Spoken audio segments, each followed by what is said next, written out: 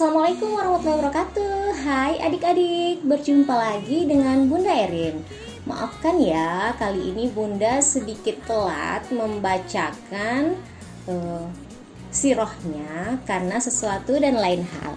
Oke, kali ini Bunda akan membacakan paket buku ke-6 dari buku Muhammad Ismail, yaitu Ujian Keimanan. Selamat mendengarkan ya. Kaum kafir Quraisy tak henti-hentinya mengganggu Rasulullah Shallallahu Alaihi Wasallam. Mereka sering melempar kotoran ke depan rumah Rasulullah Shallallahu Alaihi Wasallam. Bahkan Uqbah bin Abi Mu'id pernah meletakkan kotoran unta di punggung Rasulullah Shallallahu Alaihi Wasallam saat beliau sedang sujud dalam sholat di depan Ka'bah. Fatimah, putri Rasulullah Shallallahu Alaihi Wasallam, membersihkannya. Pernah juga Rasulullah Shallallahu Alaihi Wasallam pulang ke rumah dengan kepala penuh debu. Salah seorang putri beliau mencuci wajah beliau sambil menangis.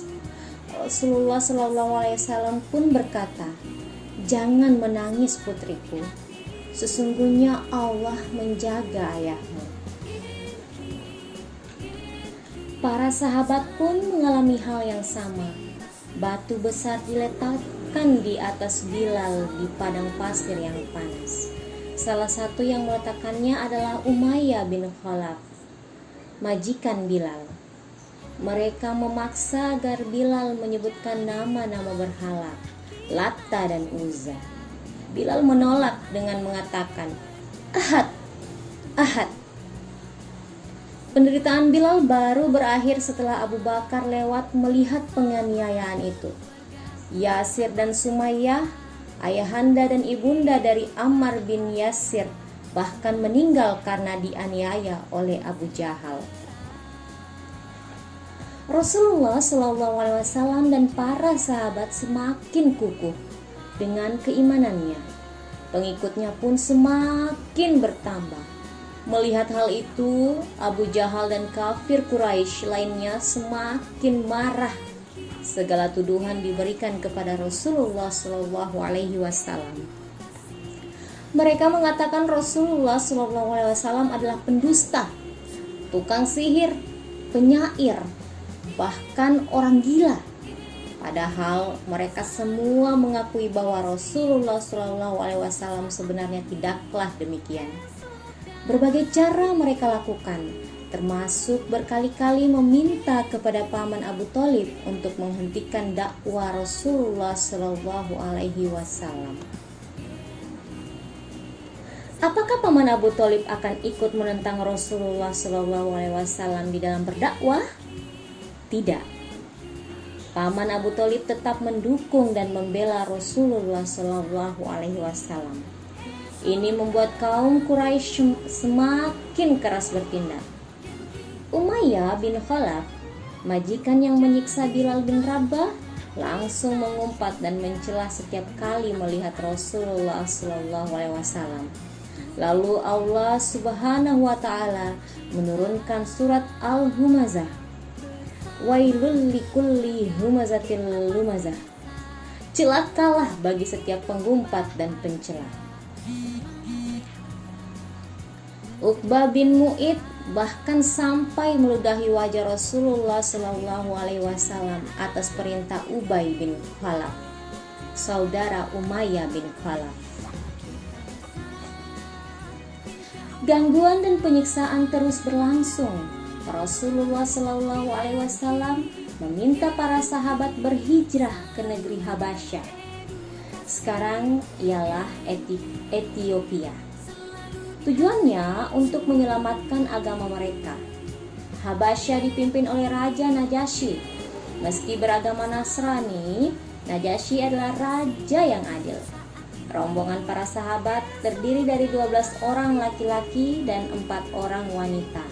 Mereka dipimpin oleh Utsman bin Affan yang didampingi oleh istri beliau Ruqayyah. Ruqayyah adalah putri Rasulullah Shallallahu Alaihi Wasallam. Ini adalah hijrah pertama dalam Islam. Rombongan hijrah kedua diberangkatkan dengan jumlah yang lebih banyak, yaitu sekitar 83 orang.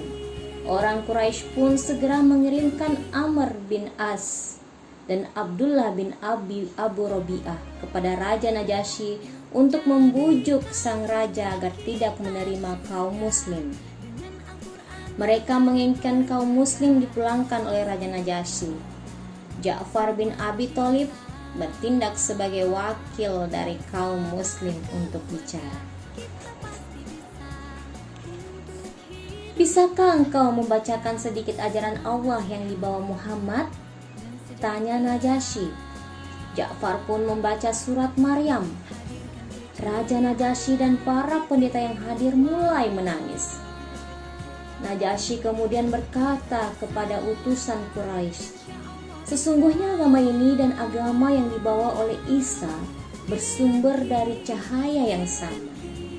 Pergilah, demi Allah, aku tidak akan menyerahkan mereka kepada kalian. Tidak akan pernah.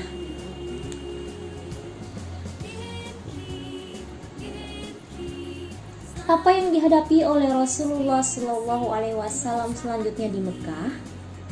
Kafir Quraisy semakin berani, termasuk Abu Jahal. Suatu hari di Bukit Safa, seperti biasa Abu Jahal menghina dan mengganggu Rasulullah SAW.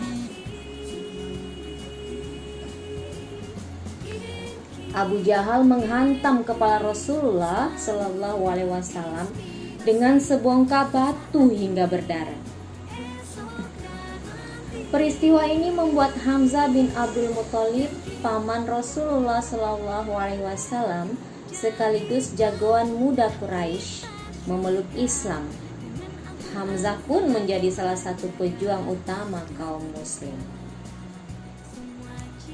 Masuk Islamnya Hamzah bagaikan sebuah sinar terang untuk Rasulullah SAW dan kaum muslim. 3 hari setelahnya, sinar terang itu semakin gemerlap ketika Umar bin Khattab, orang yang sangat ditakuti dan disegani oleh Quraisy, pun masuk Islam. Al-Faruq atau tegas dalam membedakan yang hak dan yang batil adalah gelar Umar setelah masuk Islam.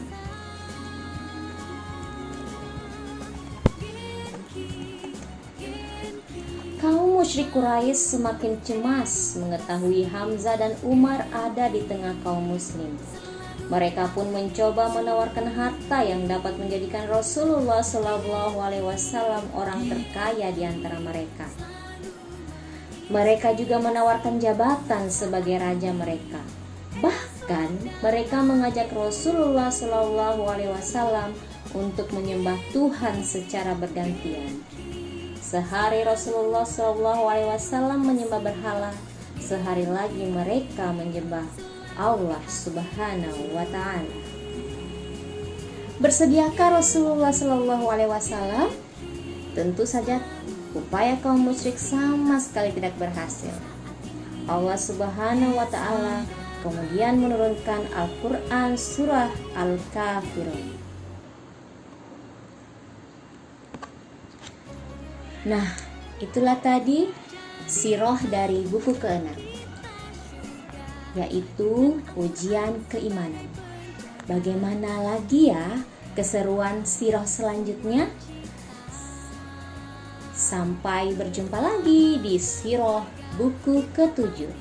Semoga bermanfaat ya. Wabillahi taufiq wal hidayah. Wassalamualaikum warahmatullahi wabarakatuh.